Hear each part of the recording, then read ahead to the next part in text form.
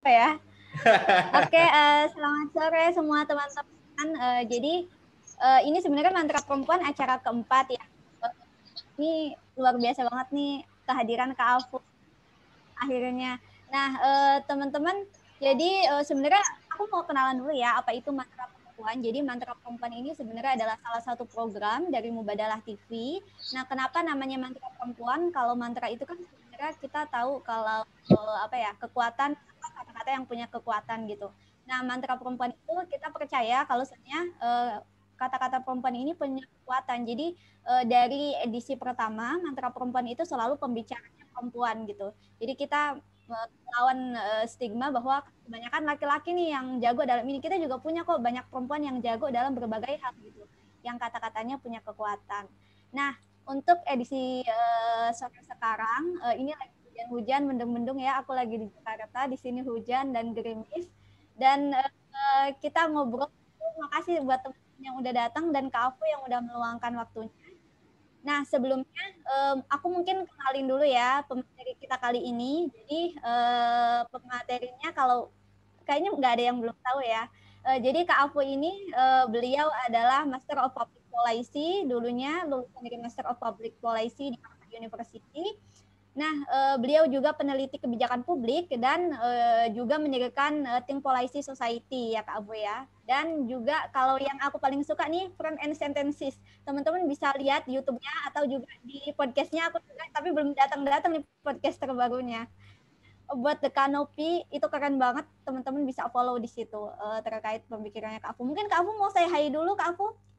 Iya, halo mungkin selamat sore teman-teman semua, apa kabar? Mudah-mudahan sehat-sehat semua di tengah pandemi. Aku ya senang bisa ketemu sama teman-teman semua di sini. Mudah-mudahan kita bisa ngomongin isu krisis iklim ini bersama. Kayaknya ada agak feedback ya suaranya ada echo sedikit. Atau enggak? Oh Atau iya lanjut? ya. Kalau di aku jelas sih Kak Afu. Kalau suara Kak Afu atau di sana ada echo ya? Ada echo sedikit tapi nggak apa-apa kayaknya. Aku coba pakai headset deh. Oke. Oke, nah teman-teman mungkin sambil nunggu Kak Afu juga kata Bang Dul. Jadi sebelumnya nih kita jadi nanti ada iklan gitu. Jadi iklannya kayak video. Nah jadi sebelum kita mulai mungkin mau nampilin satu video dulu ya Bang Dul ya sambil menunggu juga. Oke.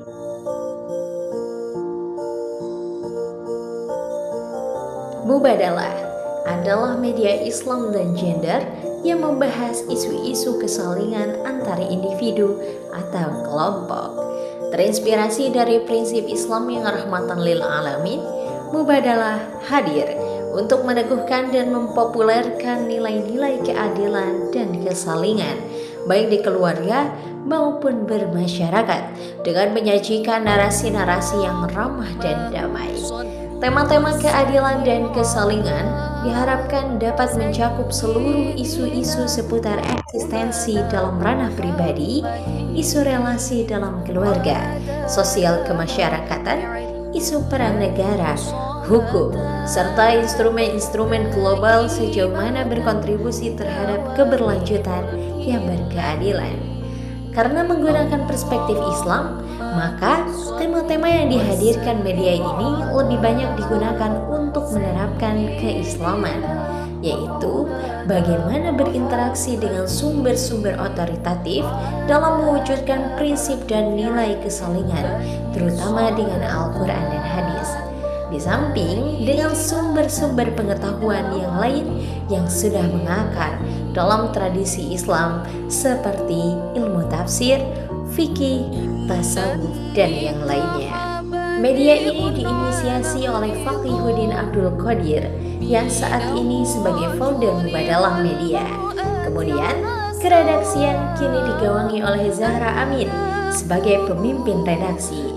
Ada Fatihah Yuliana sebagai staf media sosial, juga Abdullah sebagai videografer, serta Nurul Bahrul Ulum dan Tia Istiana sebagai konten kreator, Mimin Mukminah dan Mumu Mustafa sebagai manajerial, dan Zainal Fanani sebagai staf IT.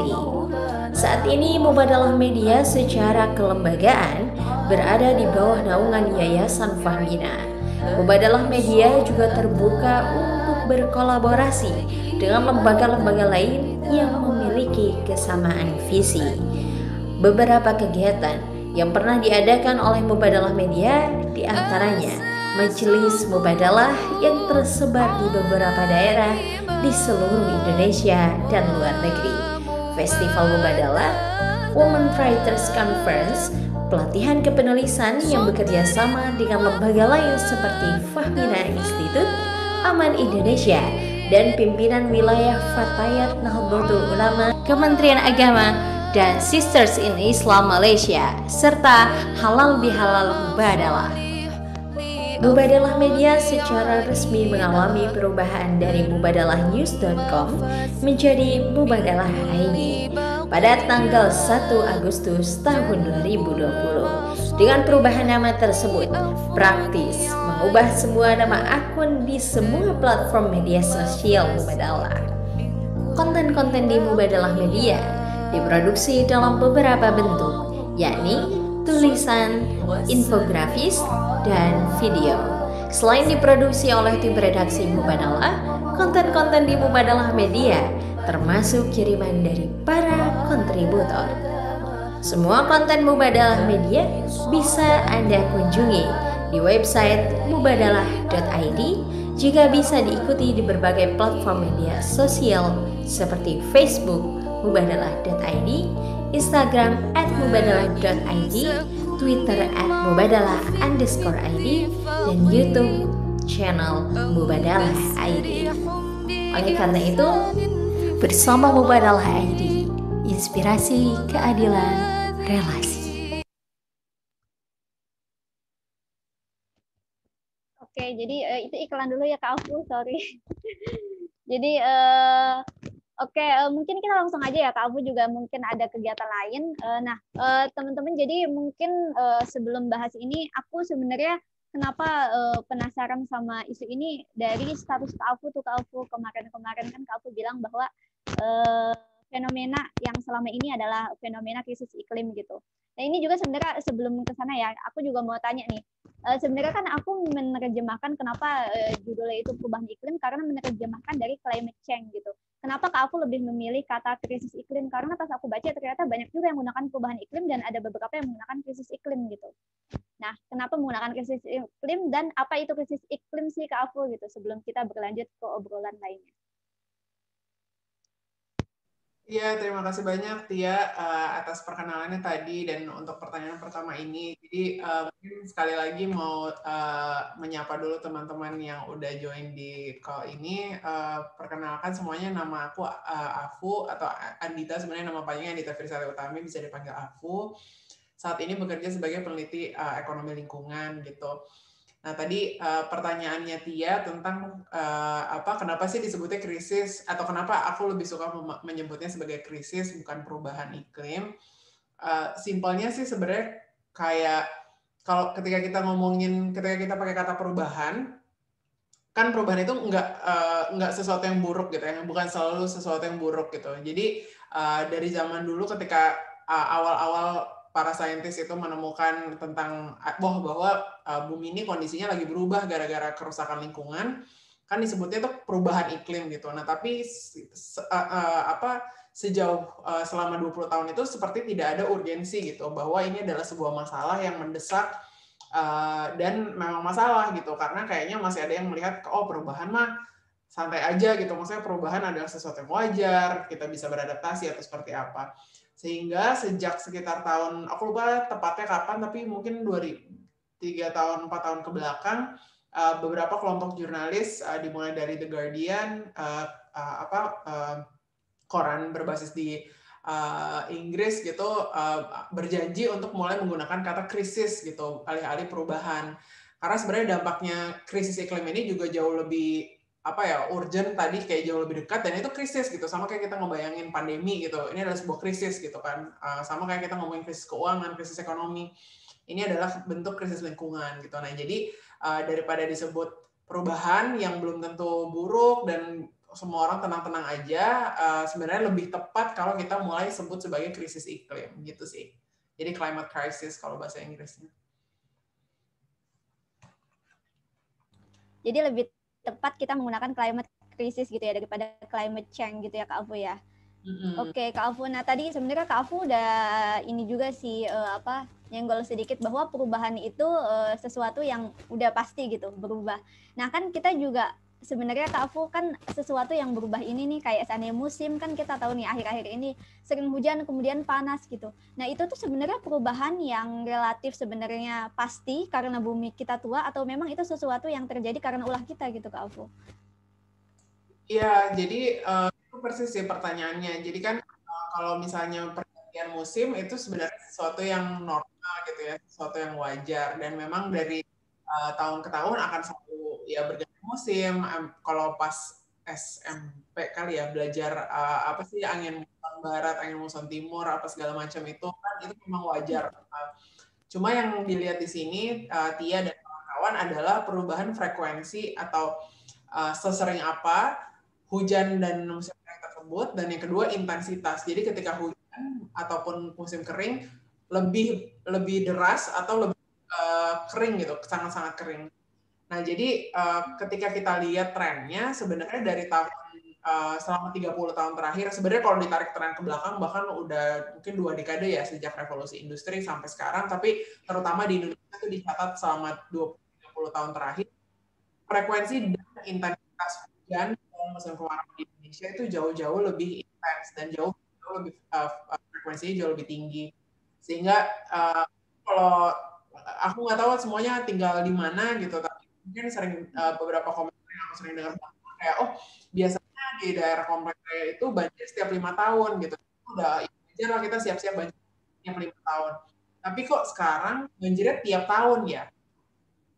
Kerasa juga mengenai teman-teman. Terus kayak kemarin hujan benar 2 minggu intens banget dan langsung banyak banget hujan, langsung di mana-mana langsung banjir pula gitu. Jadi bukan jenis-jenis hujan kan, kalau hujan yang nggak intens tuh kayak dikit gitu, gerimis-gerimis atau gimana, tapi sekarang tuh tiap hampir hujan intens ya. Dan datanya juga ada bisa ditunjukkan bahwa jumlah intensitasnya tuh meningkat gitu. Termasuk kayak kalau nggak salah ya Januari tahun itu adalah hujan paling intensif curah hujannya selama 250 tahun terakhir. Itu yang pertama. Terus juga musim kering kalau nggak salah di Nusa Tenggara tahun 2019 berarti itu sempat 1 tahun hampir 250 hari tidak ada hujan sama sekali gitu. Itu ekstrim banget kan ya. Bayangin nggak ada hujan sama sekali karena musim kering sepanjang itu. Dan kalau teman-teman ada yang mungkin tinggal di Riau, di Sumatera atau di Kalimantan, 2015-2019 itu kebakaran hutan dan gambut jauh-jauh lebih intensif juga karena memang tadi musim keringnya lebih kering, jadi kering banget gitu udara, sehingga api itu lebih mudah menjalar gitu. Dan sebagai akibatnya jadi sangat-sangat parah. Nah, akumulasi semua hal yang terjadi ini sebenarnya kalaupun kita, jadi kan mungkin mudah untuk bukan menyalahkan, tapi misalnya kayak ini mah ya pasrah, mudah untuk pasrah gitu, kayak ini bencana alam gitu. Jadi terutama karena ini media Islam juga gitu, ini adalah memang takdir dari Allah atau seperti itu. Ya, jadi kita ikhlas aja ya, kita manusia bisanya apa. Tapi sebenarnya secara saintifik, secara Islam juga kan memang dibilang harus biar gitu, kita harus melakukan apa yang kita bisa lakukan. Dan ternyata memang banyak dari yang tadi musim kering, musim hujan yang intensif itu semuanya dihubung juga dengan apa yang kita lakukan setiap hari gitu. Karena kerusakan lingkungan yang diakibatkan dari apa yang kita lakukan itu sebenarnya menyumbang, berkontribusi terhadap ya tadi rusaknya pola-pola musim di bumi gitu.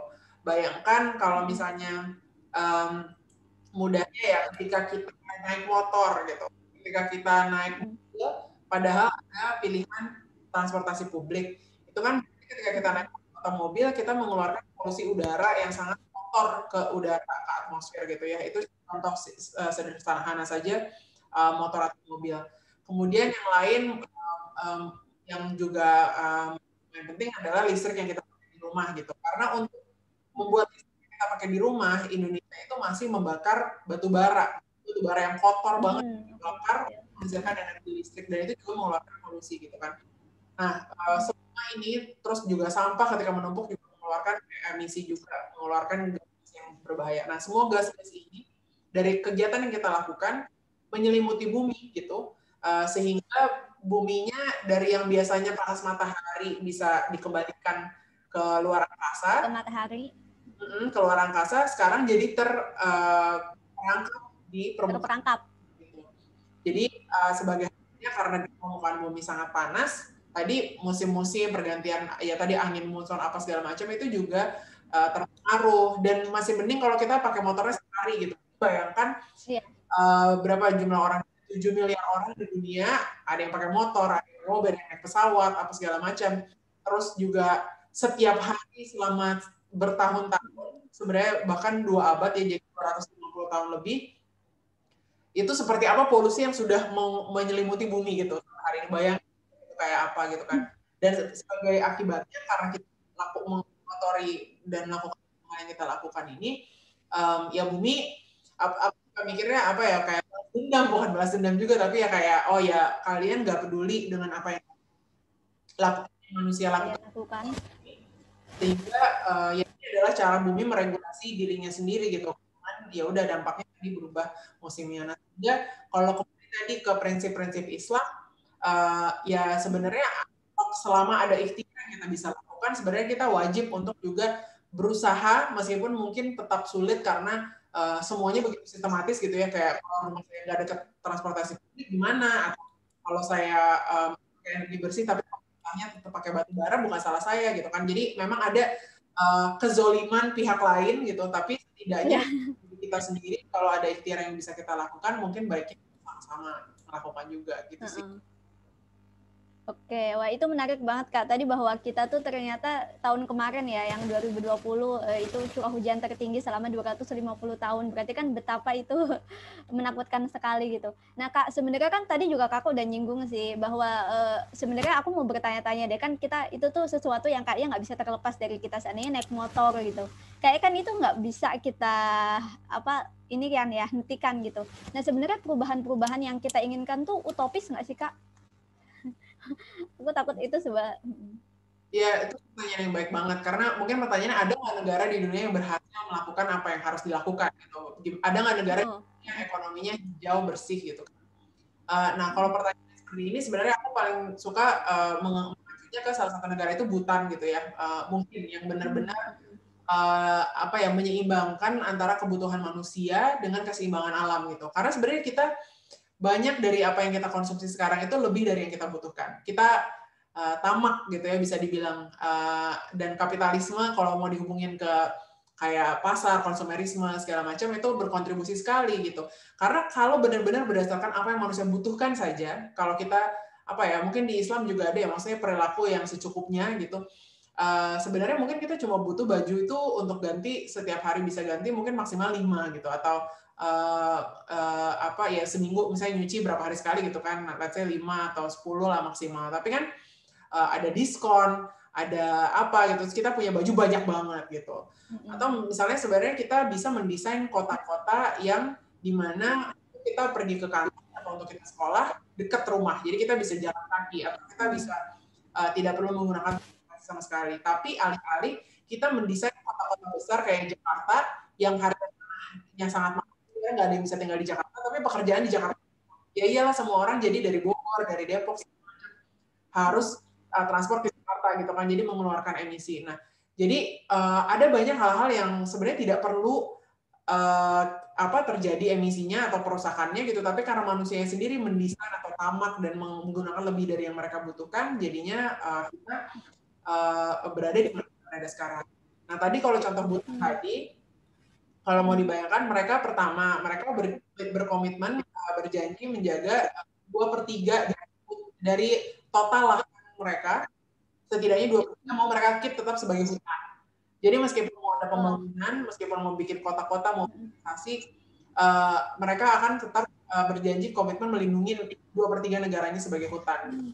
Nah, Indonesia tuh sekarang hutannya Masya Allah jauh lebih banyak daripada hutan gitu kan. Tapi dari selama zaman Soeharto sampai sekarang, banyak sekali kita buka untuk perkebunan sawit. Banyak sekali yang kita buka untuk berbagai perkebunan lain gitu kan. Dan itu sampai hari ini sisa hutan Indonesia tuh cuma tinggal 50% dari total lahan di Indonesia gitu. Cuma tinggal 50%-nya, dan itu pun masih terus, kalau teman-teman lihat masih ada wacana-wacana mau bangun apa, mau dibuka buat gambut, mau dipakai buat food untuk cetak sawah, pangan lah, apa segala macam gitu. Ini kan berarti ada yang salah dengan model pembangunannya sendiri gitu. Kemudian di Butan juga orang-orang hidup dengan sederhana, itu ya kalau Google seperti itu. Tapi mungkin ya agak utopis lah kalau mau jadi Butan kejauhan gitu. Nah tapi kalaupun nggak sampai ke Butan sekali, sebenarnya banyak yang sudah berhasil dilakukan di negara maju. Simpelnya itu anggaplah pabrik-pabrik gitu ya, kan banyak emisi datang dari pabrik juga gitu, karena pabrik pakai energi banyak, atau gedung-gedung. Nah simpelnya tuh gedung-gedung dan pabrik-pabrik bisa loh menggunakan mesin yang lebih efisien secara energi.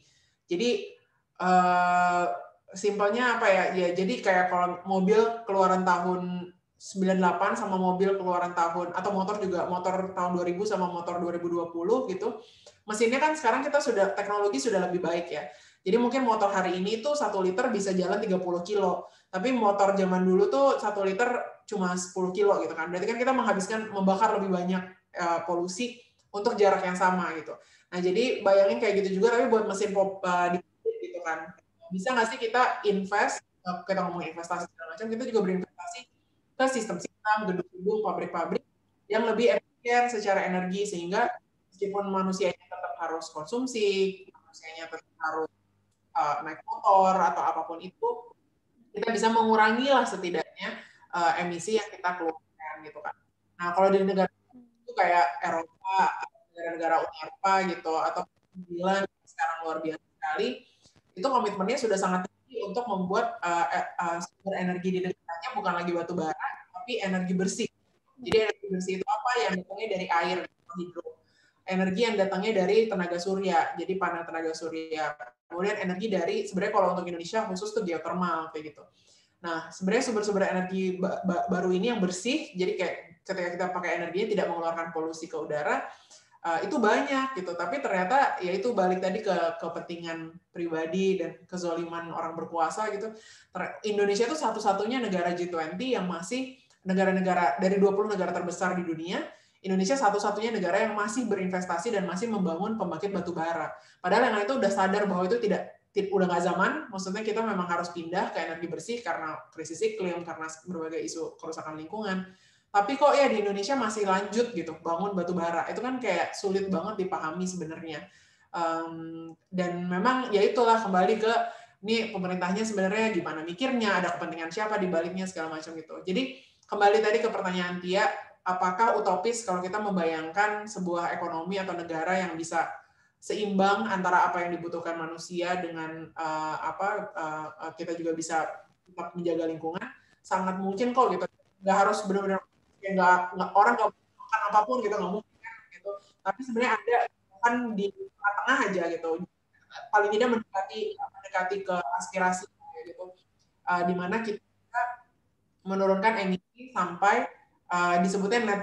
Jadi tujuannya itu di tahun 2050 semua negara di dunia bisa mengeluarkan 0 emisi gitu.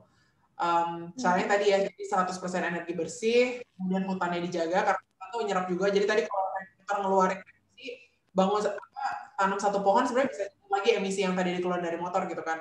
Nah jadi ini balancing antara pohonnya dibuat mesinnya efisien, sambil jaga sebanyak hutan. Sambil kita ngeluarin emisi yang lebih sedikit, sambil hutannya nyerap emisi juga gitu.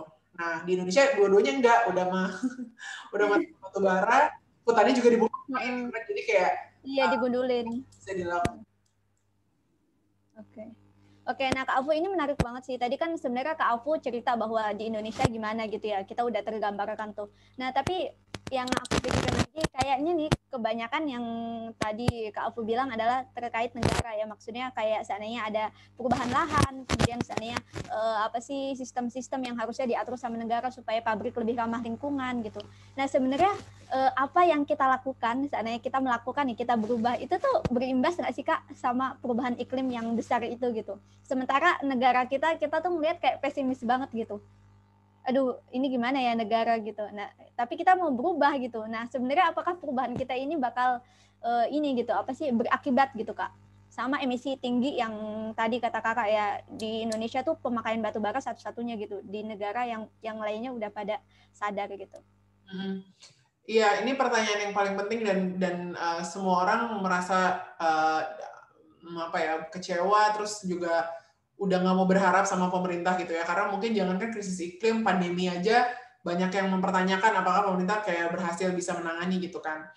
Jadi itu sangat dimengerti, tapi pada saat yang bersamaan aku tetap merasa pemerintah itu merespon, jadi kalau kita diemin, semakin dia merasa rakyat saya nggak apa-apa, saya lanjut zolimi aja gitu kan. Jadi menurut saya tetap ada elemen di mana kita sebagai masyarakat sipil, sebagai masyarakat normal gitu bisa tetap berusaha memberikan tekanan gitu supaya pemerintah sadar bahwa apa yang mereka lakukan salah dan bahwa masyarakatnya itu nggak bodoh gitu, masyarakatnya juga sadar bahwa apa yang mereka lakukan itu salah gitu kan. Dan memang ini caranya banyak gitu ya, caranya dengan memilih pemimpin yang, jadi kalau pemilu gitu emang beneran pilih pemimpin yang bagus, misalnya meskipun pilihannya juga terbatas, tapi juga kemudian setelah terpilih mungkin nggak tahu ya bersuara lewat apapun itu, media sosial kah atau nulis juga atau apa, jadi pemerintah tahu ada orang-orang yang paham isu ini dan peduli dan sadar bahwa ada yang salah gitu kan. Setidaknya itu minimum banget. Nah, tapi tadi memang betul sambil menunggu memastikan pemerintahnya lebih akuntabel, kitanya sendiri juga mungkin bisa ngambil aksi kita sendiri gitu ya untuk menurunkan. Nah, tapi tadi pertanyaannya adalah sesignifikan apa. Nah, ini sebenarnya yang bikin kenapa mendorong perubahan di level individu itu susah banget gitu. Karena kalau tidak bersama-sama dilakukan secara kolektif, sama aja bohong, dan akan ada banyak yang bermain curang, istilahnya gitu. Simpelnya, aku suka pakai analogi ke restoran mahal gitu ya. Jadi ini yang nyala videonya Balkis, Selvina, sama Tia ke restoran bertiga. Restorannya mahal gitu. Terus udah janjian kalau kita beli makanan berapapun, nanti harga di akhir kita bagi 3 ya gitu ya. Berapapun harganya. Jadi misalnya kalau harga makanannya 100.000 bagi 3 berarti 33.000. Nah, tapi kan dibagi 3. Kalau misalnya Tia beli makanan mahal, jadi misalnya Tia mau beli makanan yang mahal banget gitu, 60.000 gitu. Padahal Selvina misalnya uangnya sedikit, jadi sengaja beli yang lebih murah aja, kayak misalnya belinya yang 20 ribuan. Terus tadi Balkis mungkin beli yang pertengahan. Nah, ketika di total terus dibagi 3, kan jadi sebenarnya nggak adil untuk Selvina gitu kan, karena kamu sudah menurunkan apa yang kamu konsumsi supaya harganya murah, tapi kok dia tetap enak-enakan makan yang mahal, tapi gue bayarnya sama gitu. Nah, itu kalau di teori namanya masalah kombinasi gitu kan. Gimana caranya di teori itu sebenarnya kayak rangka ilmu untuk menganalisis aksi beberapa aktor gitu ketika mereka harus bertindak gitu kan. Nah, jadi bayangin kalau misalnya kita semua nih yang ada di ruangan ini 30 orang berusaha menurunkan konsumsi gitu kan, kita naik transportasi publik, kita nggak pakai plastik, kita apa gitu, tapi 6.999 juta orang di dunia nggak ngelakuin itu gitu, kan total dampak krisis iklimnya tetap sama buat kita semua gitu kan. Jadi persis sama tadi ke restoran bareng gitu kan. Jadi kok enak diam tetap pesan makanan mahal. Iya, karena saya bayar iklimnya sama gitu kan. Nah, kenapa makanya di dalam isu krisis iklim seperti gitu gimana caranya supaya kita bisa melakukan bersama-sama. Jadi sebenarnya tujuannya bukan, jadi pertama, kalau Tia juga tetap nggak ngelakuin apa-apa, sebenarnya dampak hasilnya kan tetap lebih mahal lagi. Maksudnya artinya tetap ada dampak dari Tia beli makanan lebih murah dong gitu kan. Jadi tetap ada dampaknya bahwa kita berusaha, tadi aku bilang mengurangi misalnya naik motor, pilih public transportation, tapi nanti kalau udah nggak pandemi gitu ya, terus kita pilih misalnya mengurangi listrik, kita pilih kalau punya di rumah kulkas atau TV, kita beli yang lebih hemat listrik, kayak gitu-gitu tuh ada dampaknya tentu. Tapi jadi kalau misalnya kita tidak melakukan itu, dampak krisis iklimnya akan lebih parah gitu. Tapi sekarang pertanyaannya gimana caranya semua orang jadi kayak Tia? Semua orang jadi kayak Selvina gitu ya. Yang ambil mahal ya. Gimana caranya semuanya juga beli makanan murah gitu, karena kita sebenarnya bersama-sama nggak punya uang untuk atau kita semuanya sama-sama mau memastikan dampak biaya dari krisis ini seminimal mungkin gitu kan. Nah makanya ini koordinasi yang sangat, karena di Indonesia ini koordinasi antar 20 juta orang gitu ya. Jadi yang aku bisa lakukan makanya dari webinar ke webinar, ya itu tadi ngajakin lebih banyak orang untuk kayak Selvina, tapi ya seadanya gitu kan. Nah tapi bayangin kalau mungkin 30 orang ini di sini ngobrol ke 10 orang lagi, ngobrol ke 10 orang lagi, ngobrol ke 10 orang lagi, mungkin akan jadi lebih banyak orang yang ngelakuin, tapi pada akhirnya gimana caranya supaya ya itu tadi sebanyak mungkin, supaya kita sama-sama nggak ngerasa kok saya nggak enak sendiri gitu, orang lain tetap ngelakuin itu gitu kan. Terutama orang yang pakai mobil gitu ya, orang yang naik pesawat, yang paling gede kan naik pesawat. Ngapain saya ngurangin ngecas HP tapi kayak orang naik pesawat gitu kan. Kayak apa orang naik pesawat dampaknya ke saya gitu. Itu yang paling benar. Makanya tadi ke pemerintah ya, maksudnya kan kayak kita hilang harapan sama pemerintah, kita harus lakuin sendiri. Benar, tapi pada saat yang bersamaan pemerintah adalah yang punya restoran, yang bikin menunya gitu.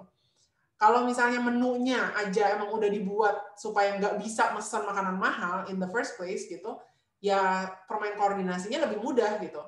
Karena jadi nggak perlu kayak kita 30 orang ini ngomong ke 250 juta orang di Indonesia gitu, tapi pemerintahnya sendiri yang udah membuat gamenya, aturan gamenya udah sama untuk semua 250 juta orang gitu. Jadi aturan game ini maksudnya apa? Misalnya pemerintah udah bilang, saya nggak boleh lagi ada perusahaan batubara di Indonesia gitu. Selesai gitu, karena emang pemerintah yang punya andil gitu, maksudnya pemerintah yang punya kuasa untuk melakukan itu harusnya gitu kan.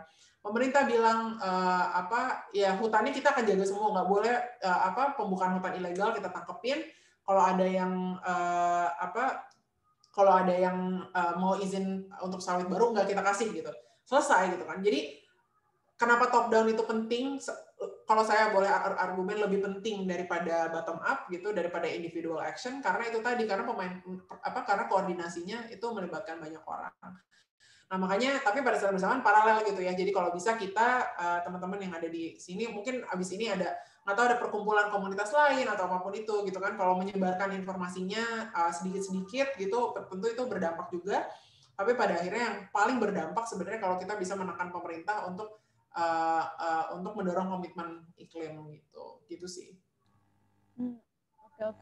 Oke Kak Afu, wah ini menarik banget nih. Jadi sebenarnya kita juga bisa dari bottom up gitu ya, ngasih inisiasi ke pemerintah gitu ya sebenarnya. Dan kita juga bisa menyebarkan ke teman-teman yang lainnya supaya kita nggak merasa sendirian dalam melakukan perubahan-perubahan ini gitu. Nah Kak Afu, sebenarnya kalau seandainya di Indonesia ini sendiri gimana ya Kak Afu ya? Maksudnya kan yang aku tahu sejak 2007 katanya sudah ada penandatanganan di Bali gitu ya. Terus 2015 sudah ada inian gitu dari presiden gitu untuk masalah iklim ini. Nah, gimana sendiri kita ngomong Indonesia? Apakah kita sebenarnya, kalau Kak Afu sendiri gimana? Apakah Kak Afu sendiri pesimis dengan aturan-aturan yang ada, atau sebenarnya sekarang sudah bertumbuh gitu aturan-aturan itu?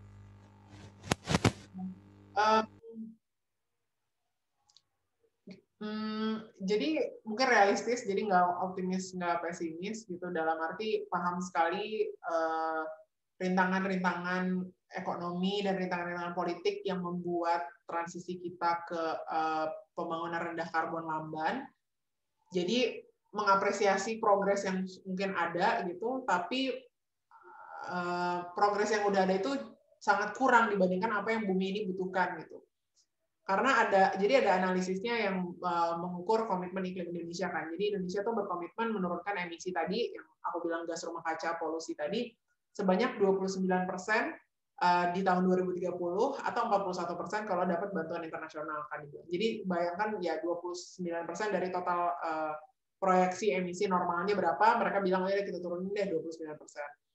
Menurut analisis kayak organisasi penelitian yang ada, kalau kita nggak mau sama-sama punah dan krisis iklim ini jadi sangat-sangat parah gitu, jadi ada namanya pathway 1,5 derajat Celcius. Jadi itu artinya menjaga pemanasan global di angka 1,5 derajat aja, tidak lebih gitu, karena kalau lebih bisa jauh lebih parah dampaknya.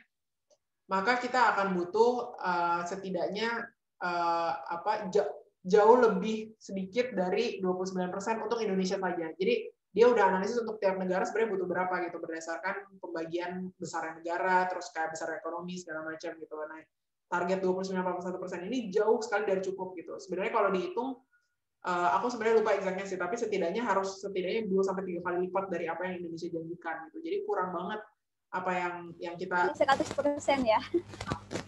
Iya, mungkin setidaknya 80% gitu ya, atau lebih. Nah, sementara itu pertama dari komitmennya aja. Tapi kedua, bahkan 29% pun kemungkinan tidak bisa kita capai juga. Gitu kan. Jadi, parahnya double gitu ya, bahwa ambisinya sendiri kurang ambisius. Tapi yang kedua, angka 29% pun banyak yang mempertanyakan apakah bisa tercapai atau enggak. Tentu ada banyak kemajuan-kemajuan yang kita lihat. Misalnya, Presiden itu udah bikin peraturan namanya moratorium. Jadi moratorium itu membatasi atau menghentikan pengeluaran izin perkebunan. Itu sejak 2011 sudah dikeluarkan, terus terakhir 2018 dibuat permanen. Tapi terlepas dari itu, kalau lihat kenyataan, sebenarnya banyak hutan yang di wilayah moratorium, katanya di itu gitu kan.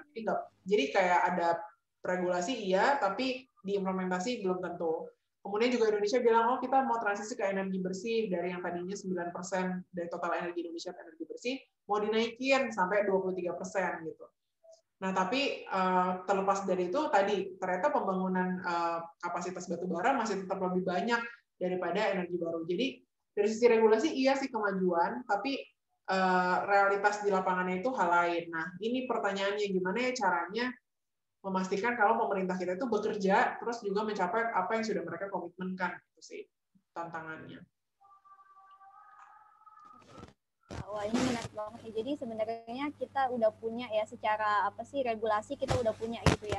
Misalnya kayak tadi Presiden mau menaikkan 29% gitu supaya emisinya turun gitu. Tapi ternyata yang dibutuhkan adalah 80% lebih gitu ya, 2-3 kali lipat. Oke.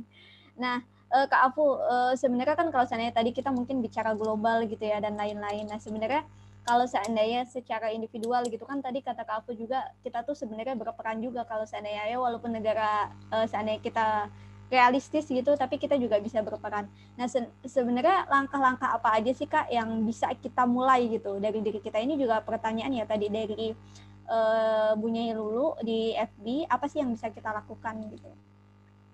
Ya, nah pertanyaan terkait apa yang bisa kita lakukan ini, aku biasanya bagi jadi level level mungkin kecil atau minimum, terus sedang sama yang lebih lanjut yang lebih makro gitu ya. Dan sama kayak beribadah mungkin gitu ya. Beribadah kan ada sholat wajibnya gitu, terus tapi mau ditambah sholat sebelum atau setelah. Terus ada yang lebih advance lagi apa nggak tahu pakai puasa Senin Kamisnya gitu atau apa. Nah, nah sama seperti itu. Jadi sebenarnya sholat wajibnya sebenarnya adalah setidaknya mengurangi jejak karbon kita sendiri. Jadi memastikan kalau kebiasaan-kebiasaan konsumsi kita hari ini pelan-pelan kita kurangin gitu, pelan-pelan kita perbaiki supaya setidaknya jejak karbon saya sendiri, sumbangan saya terhadap polusi yang ada di atmosfer ini lebih sedikit gitu kan. Setidaknya saya menjaga tanggung jawab saya sendiri. Caranya seperti apa? Tadi beberapa sudah dibahas gitu ya. Yang paling pasti, yang paling dekat sih sebenarnya konsumsi energi, baik itu transportasi maupun listrik di rumah. Jadi listrik di rumah kalau tidak dipakai nyalakan gitu ya. Terus juga kalau ada pilihan transportasi, pilih yang lebih sedikit emisinya gitu. Terus tapi yang paling penting kalau menurut saya adalah pola konsumerisme ini sih, konsumsi. Jadi kalau sering baca-baca tentang minimalisme gitu, mungkin ada prinsip yang paralel juga dalam Islam gitu ya. Tapi intinya ketika kita sebelum membeli sebuah barang, benar-benar pertanyakan kita butuh atau enggak barangnya, sehingga kita bisa karena untuk memproduksi satu barang aja itu kan berarti ada pabrik yang mengeluarkan polusi gitu kan, bayangkan seperti itu. Jadi kalau kita tidak membutuhkan barangnya, kalau bisa tidak usah dibeli gitu, sebisa mungkin beli yang dibutuhkan saja. Terus juga yang saya suka dari minimalisme adalah kalau kita sudah tidak pakai barang kita sendiri juga gitu, bisa diputar gitu. Jadi justru kita teruskan, kita berikan atau apa ke tetangga atau masyarakat yang membutuhkan gitu kan. Jadi kalaupun kita beli hal baru, hal yang lamanya tetap ada manfaat untuk orang lain. Jadi kita mengurangi orang lain itu membeli barang baru misalnya gitu. Something like that. Nah, terus juga kalau berhubungan dengan Nah, kalau yang ini mungkin agak kontroversial, tapi ada yang bilang kayak mungkin kita juga bisa membatasi jumlah anak gitu ya, karena sebenarnya satu anak baru itu juga emisinya akan sangat besar sepanjang hidupnya gitu kan. Jadi ya mungkin secukupnya, makanya semuanya itu secukupnya gitu. Bukan berarti jangan punya anak juga gitu, tapi kayak itu kan secukupnya. Nah, tadi di level minimum lah gitu, mengurangi emisi pribadi, jejak karbon sendiri. Bisa juga, oh ya tadi saya ngomongin tentang mengurangi emisi, tapi sebenarnya bisa juga berkontribusi untuk penyerapan emisi. Tadi saya sebut tentang menanam pohon, sekarang banyak inisiatif-inisiatif di mana kita bisa bayar orang lain nanamin pohon buat kita gitu kan. Jadi kayak carbon ethics kalau cari di Instagram atau apa sih, ada aplikasinya emisi gitu kalau nggak salah di Android, di mana kita bisa hitung emisi kita nih sehari-hari berapa sih ton karbon dioksidanya. Terus berarti kita harus nanam berapa pohon untuk menyerap emisi yang kita keluarkan tadi gitu. Jadi saya kalau hitung-hitung dulu kurang lebih ke kantor campuran antara ojek sama MRT itu berapa. Terus ternyata harus nanam 5 pohon mangga tiap tahun atau apa gitu. Nah, jadi mungkin bisa dikonversi juga teman-teman sendiri gitu. Berapa sih gimana cara offset emisinya sendiri. Mau banget gitu kan, berusaha dan nggak harus sempurna gitu, sama kayak mungkin ya kayak nggak, misalnya pakai jilbab itu nggak harus sempurna juga, tapi kan kita berusaha gitu mendekatkan gitu. Jadi nggak harus sempurna semuanya kayak sampai 0 emisinya juga enggak, tapi setidaknya 100 dikurangin jadi 90 aja udah baik gitu kan. Jadi itu. Nah, kemudian level yang lebih lanjutnya sebenarnya adalah tadi lewat berkomunitas. Jadi kita sudah mulai menyebarkan manfaat ke orang lain juga gitu. Jadi tadi kan kalau diri sendiri adalah ya udah saya tanggung jawab sama diri sendiri, tapi mungkin ada baiknya kalau kita punya, apakah itu pertemanan atau perkumpulan di dekat rumah gitu, atau pengajian atau apapun itu gitu, mungkin bisa bahas gimana peran manusia atau tanggung jawab manusia terhadap lingkungannya dari sudut pandang agama atau apapun itu gitu kan. Bisa didiskusikan sehingga kesadaran untuk melakukan aksi individunya itu udah tersebar, bukan hanya berhenti di kita tapi orang setelah kita juga gitu. Nah, itu tentu manfaatnya lebih banyak lagi.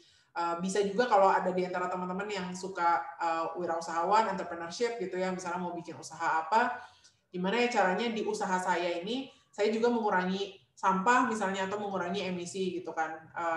Kayak inovasi apa sih yang bisa dibawa gitu, kalau mau jualan makanan apakah bisa jualan makanan pakai rantangnya dibalikin atau apa. Jadi kita mengurangi tadi tetap ekonomi sirkular gitu ya. Jadi itu level menengah. Nah, terakhir di level yang makro seperti yang saya bilang tadi, pada akhirnya permainan koordinasi ini harus terjadi di level pemilik restorannya yang adalah pemerintah gitu. Jadi di level terakhir ini adalah sebenarnya tentang gimana kita bisa berpartisipasi lebih aktif dalam proses politik gitu ya. Apakah itu mulai dari kita sendiri kirim suara yang kita berikan dalam pilkada atau pemilu, kemudian bisa juga bahkan kitanya sendiri mencoba misalnya cari kesempatan untuk nggak tahu terlibat atau sumbang suara, sumbang ide ke pemerintahnya langsung juga gitu, atau setidaknya misalnya di sosial media menyampaikan keberatan atau seperti apa gitu, sehingga pada akhirnya pemerintah atau bahkan kita kalau misalnya ada yang punya sumber dayanya bahkan nyalonin diri aja gitu jadi pemerintahnya langsung gitu kan, karena langsung berkontribusi lewat kebijakan publik gitu.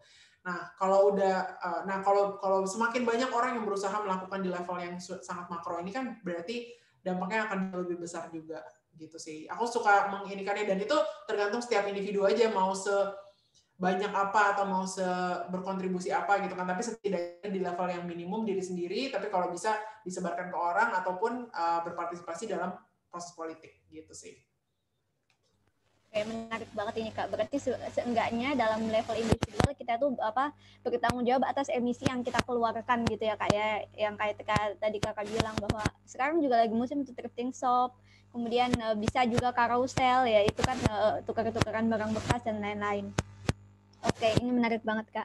Nah, sebenarnya di KUPI, Kongres Ulama Perempuan Indonesia, salah satu fatwanya juga untuk menjaga lingkungan Kak. Jadi di Kongres Ulama Indonesia juga sudah mulai sadar akan hal tersebut gitu, dan itu adalah sebuah kemajuan yang luar biasa. Oke, nah ini mungkin karena kita terbatas waktu ya, ini udah ada beberapa pertanyaan Kak aku dari beberapa teman. Oke, kita mungkin tanyain dulu kali ya. Tadi mana sih? Oke, dari Niazen ya. Niazen mau bertanya sendiri atau aku bacain aja? Oke, aku hitung sampai 3. 1, 2, 3. Oke, aku bacain dulu ya. Oke, jadi ada berapa persen sih? Jadi ada berapa persen kemungkinan terjadi perubahan di Indonesia terkait kebijakan dan regulasi yang lebih ramah iklim, mengingat semakin banyaknya pengusaha yang masuk ke parlemen dan pemerintahan. Oke, iya ya, semakin banyak pengusaha, jadi banyak kepentingan. Gimana tuh Kak Apu, mau dijawab dulu? Ya, boleh mungkin langsung aja biar cepet. Jadi sebenarnya kalau dikuantifikasi pakai berapa persen juga itu kayak pseudo scientific juga. Aku juga nggak bisa kasih persentase gitu yang exact gitu berapa yang eksak gitu. Tapi benar sekali gitu. Jadi ini salah satu tantangan utamanya bahwa kita sebutnya political economy atau ekonomi politik ya, di mana karena di demokrasi yang ideal kepentingan ekonomi itu terpisah gitu. Jadi mereka terhadap satu sama lain bisa menjaga akuntabilitas gitu. Artinya pengusaha memastikan pemerintah juga tidak abuse of power, maksudnya pengusaha dan masyarakat gitu ya, rakyat gitu, dan sementara pemerintah juga fungsi utamanya adalah untuk melindungi masyarakat gitu kan. Jadi harusnya kan check and balance. Nah, tapi di Indonesia ya itu tadi kebanyakan pemerintahnya juga adalah lulusan-lulusan atau bahkan masih tetap punya perusahaan sekarang gitu kan. Jadi itu membuat tentu aja ketika kita ngomongin kepentingan siapa yang mereka utamakan, jadi konflik of interest gitu ya. Jadi kepentingan apa yang lebih diutamakan, apakah punya perusahaan dia sendiri atau punya negara gitu. Tapi sebenarnya selain ekonomi politik, jadi ekonomi politik yang paling pertama, tapi dua hal lagi bahkan yang bikin ini jadi sangat sulit adalah yang pertama bahwa ini belum isu yang paling urgent untuk masyarakat Indonesia gitu. Artinya bukan masyarakat Indonesia nggak aware, kan banyak yang bilang oh ini kesadaran masih rendah gitu, belum banyak yang sadar atau apa. Kalau saya ngelihatnya kalau dari survei-survei itu justru sebenarnya yang sadar banyak, cuma masih ngerasa ini masalah yang nanti dulu gitu. Maksudnya masih ngantri dulu lah gitu. Saya ngurusin yang lain-lain dulu, baru nanti mungkin suatu hari saya akan peduli sama isu ini gitu kan. Jadi kayaknya yang penting ketika kita ngomongin kesadaran masyarakat Indonesia itu bukan cuma di level tahu masalahnya, tapi bahwa ini urgent dan penting dan berhubungan juga dengan kalau kita ngomongin kemiskinan, kalau kita ngomongin isu-isu yang menurut mereka lebih urgent ini sebenarnya sangat berhubungan gitu. Karena kalau ngomongin tadi krisis iklim gitu ya, banjir, kebakaran hutan, segala macam gitu. Sebenarnya siapa sih yang paling terdampak? Apakah yang terdampak adalah orang-orang kaya elit yang udah tinggal di apartemen lantai 50 gitu, atau justru masyarakat yang tinggal di sekitar pembangkit batu bara gitu kan? Masyarakat yang tinggal di sekitar pembangkit listrik batu bara itu sangat terdampak dari polusi udara kotor gitu. Banyak yang jadi penyakit paru-paru segala macam, terus yang dekat hutan yang terbakar segala macam juga terkena penyakit ISPA gitu kan. Jadi sebenarnya ini isu yang sangat urgent gitu dan sangat berhubungan dengan isu yang tadi dianggap lebih urgent kayak pemulihan ekonomi gitu. Padahal pemulihan ekonomi juga harusnya tetap sejalan dengan prioritas lingkungan gitu kan. Itu sama terakhir yang ketiga persoalan yang ketiga adalah kebijakan publiknya sendiri itu sebagai sistem pemerintahan kita sangat-sangat terpecah antar sektor gitu. Jadi kayak kalau ngomong sama misalnya Kementerian Pertanian punya isunya sendiri, Kementerian Kehutanan punya isu sendiri, terus ngomongin Kementerian Energi, di dalam Kementerian Energi ada Dirjen Energi Bersih, ada Dirjen Listrik yang lain jalan sendiri, terus yang lain jalan sendiri gitu kan. Sedangkan isu krisis iklim ini adalah isu yang sangat lintas sektor gitu. Jadi bayangin aja tadi sumber emisi aja banyak banget macam-macam, harus mengedukasi masyarakat juga, harus apa segala macam. Nah, jadi kalau nggak ada satu perkat gitu ya bahwa ini isu bareng-bareng kita harus kerjain bareng juga susah gitu. Terlepas dari DPR atau presidennya punya kepentingan ekonomi kan kita bayangin eselon di pemerintahan gitu ya, eselon di kementerian kan mungkin mereka bukan pengusaha, mereka beneran PNS gitu. Nah tapi bahkan di antara PNS-PNS ini juga ada kesulitan untuk koordinasi atau mengutamakan isu ini juga gitu sih. Jadi jujur sebenarnya kalau ya secara persentase sih intinya tantangannya masih sangat besar untuk Indonesia gitu ya untuk membangun momentum sampai kita bisa melihat sesuatu yang serupa dengan mungkin kayak komitmen di Eropa gitu ya. Amerika Serikat sendiri juga agak mirip sama Indonesia gitu ya, banyak climate deniers, banyak yang tidak percaya sama krisis iklim.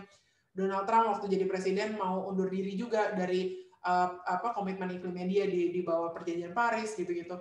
Jadi mungkin itu tantangan negara yang sangat besar dan sudut pandangnya perspektifnya sangat diverse ya, sangat beragam gitu. Kalau negara kecil terus satu pemikiran orang-orangnya tuh cepet geraknya gitu, kayak New Zealand gerak cepet gitu, gerak cepet. Tapi kalau negaranya besar, belum lagi tadi kepentingan politik ekonominya banyak, jadi emang geraknya jadi lebih lamban gitu, dan itu sih aku juga nggak tahu kalau ngomongin ini apa, tapi yang jelas dalam 10 tahun ke depan tuh kita nggak punya pilihan selain maju dan berusaha ngelakuin apa yang kita bisa gitu sih.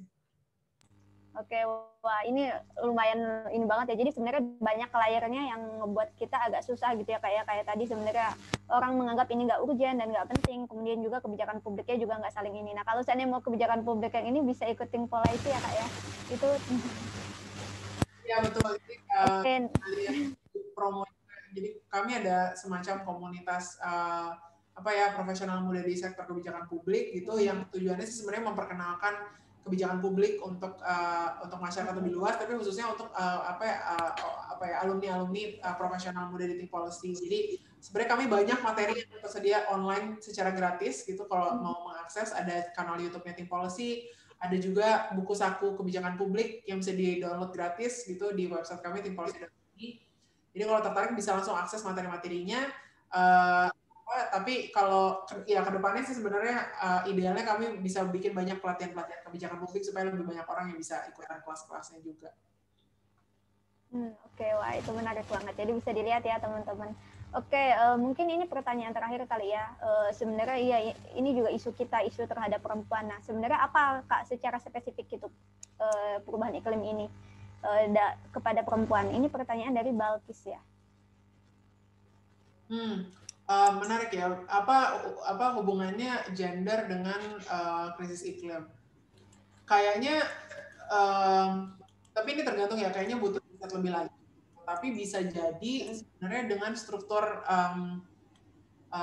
angkatan kerja produktif Indonesia yang masih mungkin lebih banyak didominasi laki-laki. Sebenarnya banyak emisi. Jadi kalau ngomongin emisinya itu sebenarnya mungkin lebih banyak yang diakibatkan oleh laki-laki. Gitu. Tapi ini harus mengacu kembali ke itu tadi ya, dari angkatan kerja persebarannya seperti apa gitu. Cuma ketika kita ngomongin dampaknya, jadi tadi emisinya bisa jadi lebih banyak dari laki-laki. Cuma sebenarnya ketika kita nanti ngomongin dampaknya, terus kita hubungkan ke misalnya krisis pangan. Jadi kalau tadi kan musim kering lebih lama, musim hujan lebih intens. Kalau musim kering lebih lama, gagal panen berarti makanan yang tersedia lebih sedikit, berarti harga makanan akan naik. Berarti mungkin kita harus bisa nanam makanan sendiri di rumah, kalau nggak kita bisa kelaparan atau seperti apa, aku masih nggak tahu dampaknya nanti ke depan.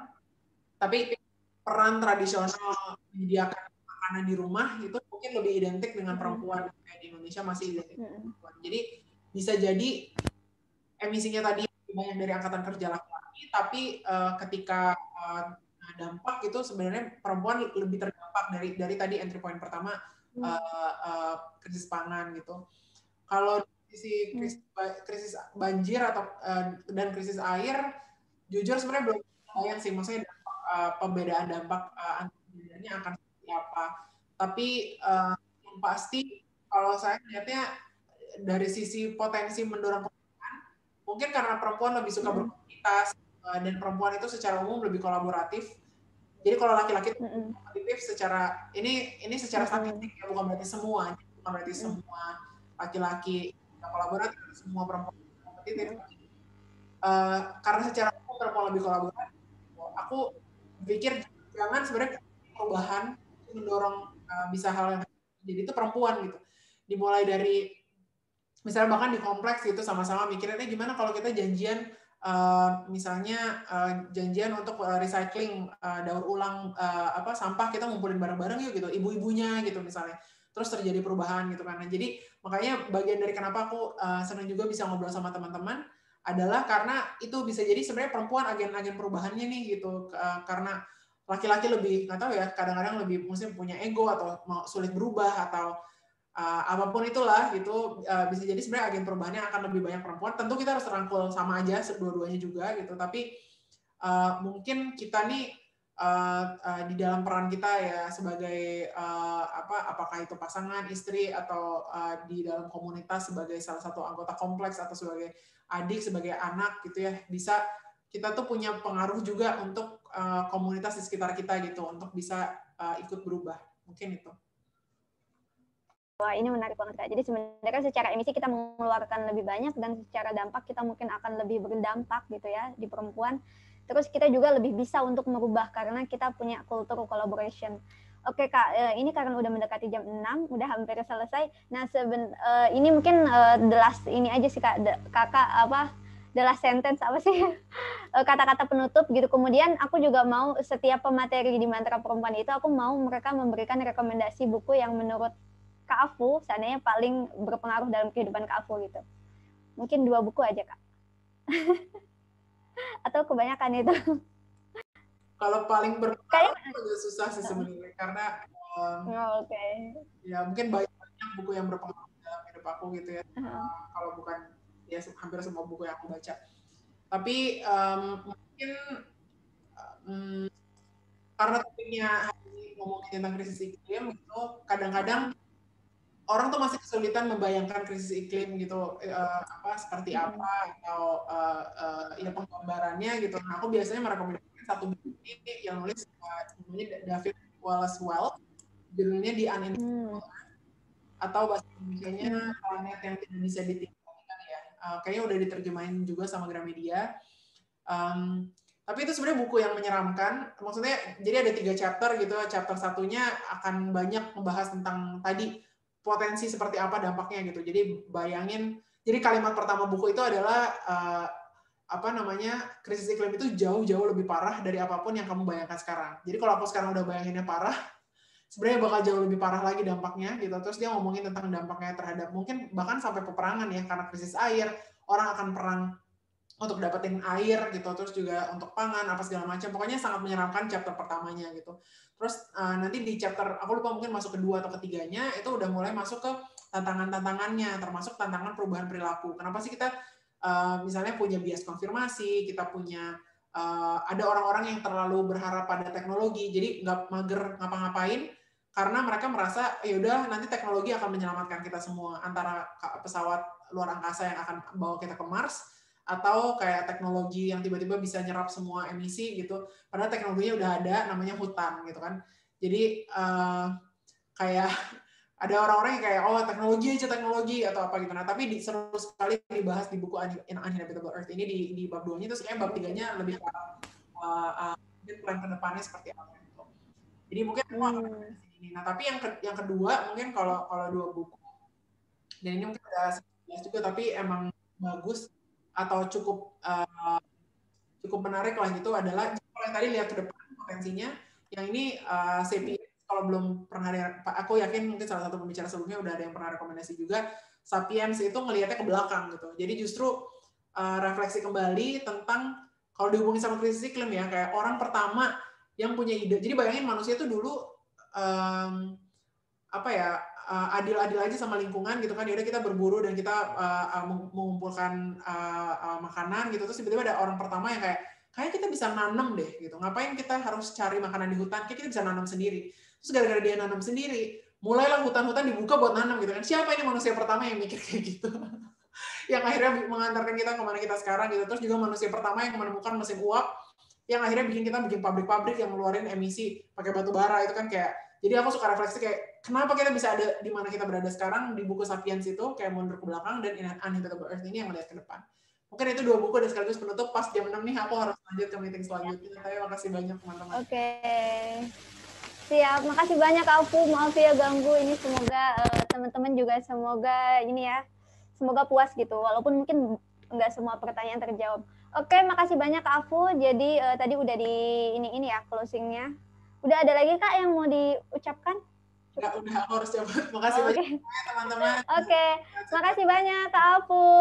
Selamat meeting lagi ya. Semoga selalu bermanfaat di sana. Oke, makasih juga teman-teman. Jadi tadi ya ini aku sendiri.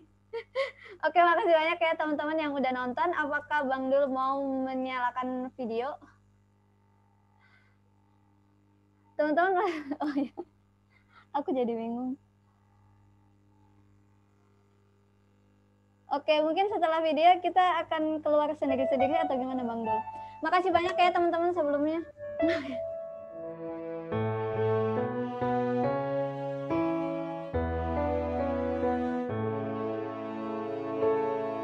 Salli wa sallim daiman ala Ahmad wal ali wal ashabi man qad wahada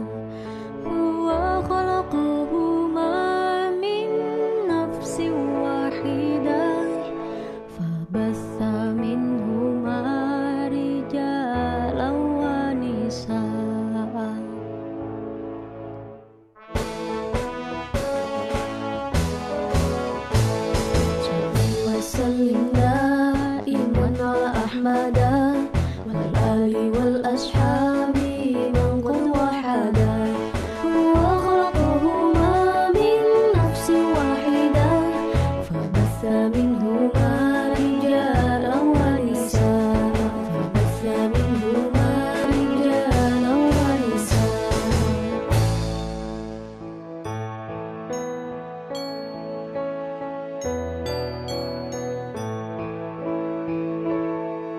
إنه لن نعيش حياة صلي وسلم.